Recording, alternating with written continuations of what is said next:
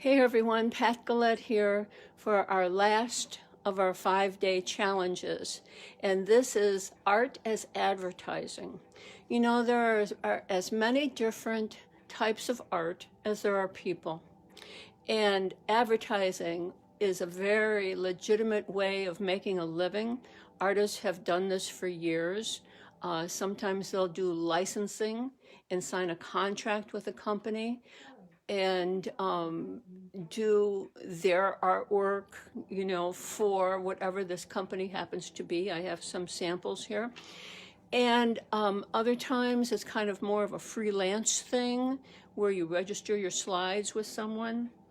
And I just want to remind you that if you do all 5 challenges, you'll get a free print from me. So make sure that I get to see them, and you can get a print. Okay, let's see here. All right, let's get going with this. Now, art has been on tins, you know, since the 1900s. It's been a decorative way printed, you know, on different kinds of things. These are for cigarettes. Cigarettes used to come in these metal tin boxes. You can find a lot of this kind of stuff over at antique places. This is from South Pacific, a restaurant in Chicago.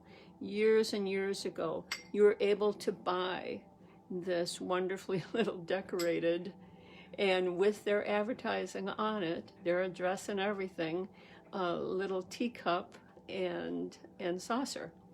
So how wonderful, you know, what a wonderful thing to, every time you use it, you remember them. Just like my teacup now, this is Rule at the White Horse, one of our favorite places to eat. I mean, artists have been selling their work like this for years. Here's the Golden Moon Tea, white licorice, and wonderful, wonderful. It's a kind of a tin you want to keep, you know. We were lucky enough to get to Rome before all this happened, and we went into a gourmet grocery store. And this is for curry. This is a little curry container, and on the back it's Castroni, Cola di Rienzo. That's the street it was on in Roma. I mean, a wonderful gift, a wonderful memory of an incredible trip, and beautiful, you know. Art makes things beautiful.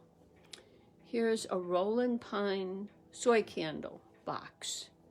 Let's see how they've carried through the aspects of exactly what it's about, simplified the form very much, but you know that when you walk in the store, you grab this, you know exactly what you're getting. Artists did all that. I mean, from bookmarks to magnets. This is from Prague. To chocolate. This is a Toko's Beauty Bar we found at a wonderful little shop in Santa Fe. And it's chocolate, and even the chocolate itself has a pattern in it. And it's Camisa chocolate. And it's a beauty bar. I thought how wonderful that is. But let me tell you a little bit of the history of all of this. So this is from Prague. My daughter went to Prague and got me a bunch of different little souvenirs, and this is a magnet. And every time I look at it, they have this wonderful, enormous clock in the square with little things that go around on the hour. You know, little creatures come out of the one door into the other door. It shows some kind of clock, you know, astrologically, and then a regular clock, and it has angels and knights and everything on it. I mean, it's so ornate and so beautiful, and these people are able to live with this every day, and I have it on a magnet. Alphonse Mucha was probably the one who started all this. He was born in 1860 in Czechoslovakia, and then lived for a number of years in Paris, the center of the art scene. But let me just tell you about this man. This is one of his designs, also from Prague, because he's like their golden boy, their golden artist, you know. But this is how his art would be represented. This is a box of chocolate again. And this is how his art would be represented on just a regular tin again, you know. He never turned down a job.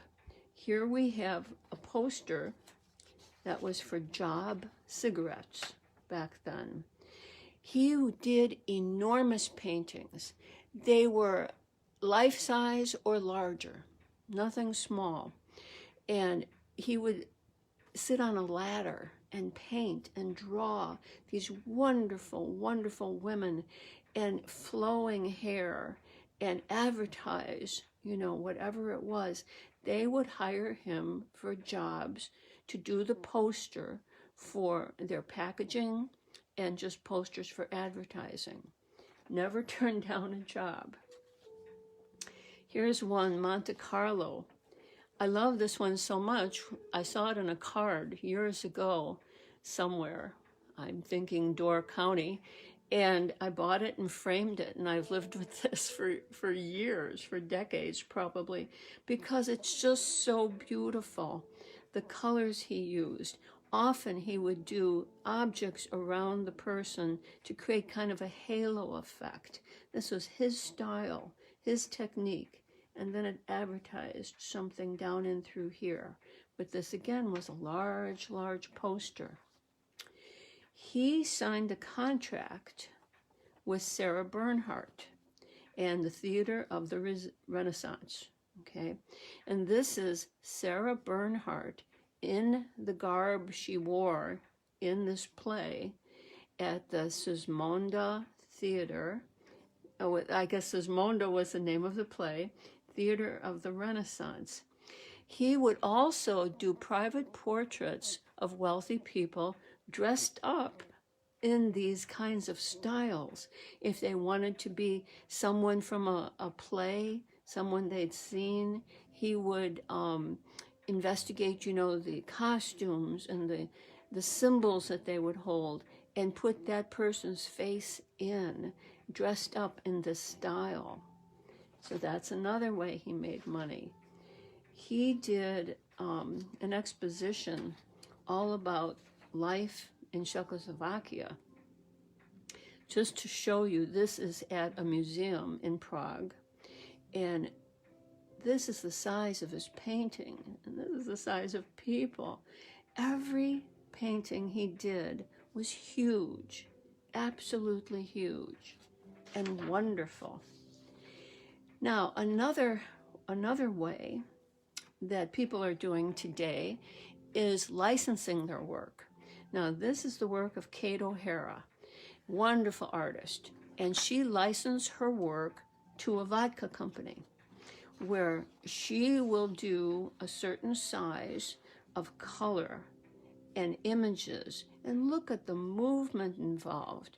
These are foxes, Kate O'Hara, and then they would be imprinted right on the vodka bottle. So the bottle became a work of art, a collectible item. So she signed a contract licensing her art to this particular vodka gin company.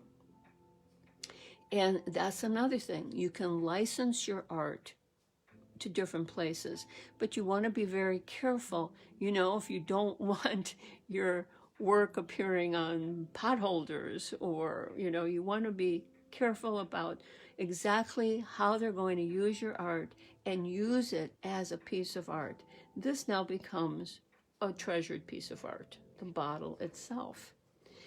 Book decorations. Okay, I just had this, but I wanted to show you the bookmarks. Another Mucha bookmark. Look how beautiful, with the moon behind her. And yet another one. Again, that clock. And they're just bookmarks, but they're wonderful. I mean, they are collector's items. And then let me tell you how this worked for me with getting my art on the covers of books. Llewellyn Publishing Company. I sent in my slides. Now this was slides back then. I'm sure now I want to update my info with them, and I'm sure I can send them just a packet through the email of my slides at a certain resolution, and they would go through and pick out the ones, you know, that they might possibly use for the cover of a book. And this was Animal Magic. And now this is how this works. It's a one-time deal where I get paid, you know, a nice amount, all right? And, but what they did was they asked my permission to take my image and reverse it. When my painting of this is huge, and it was just totally reversed with the raven on this side. But this worked for their image, their book, and so I said, fine, that's okay, do that. And then because I did that one, they commissioned me to do this one, which is Jaguar Wisdom. So this is called Jaguar Wisdom. Again, it's very huge. They told me what they wanted. This is the calendar, which is always shown in a rectangular form. They wanted a circular form. So I did that. All Mayan symbols going around the jaguar. And it's on the cover of their book. So this is a wonderful way to get your art out there, to get paid for your art, and you know, to really start to observe art as advertising. So what I'd like you to do is find something, some kind of advertising that uses wonderful art that you love. Look around, start to look around your home. Look at wine labels. We have 14 hands, and there are these horses running on it. Look at things that you use every day and find something that has beautiful art on it, that's art as advertising, and share it with us. That's our last challenge for day 5. Have fun with this, and I'll talk to you soon. I'd love to know your opinions. Let me know what you think of the challenge, okay? And again, if you do them all, you get a print. Thanks for being here. Bye for now.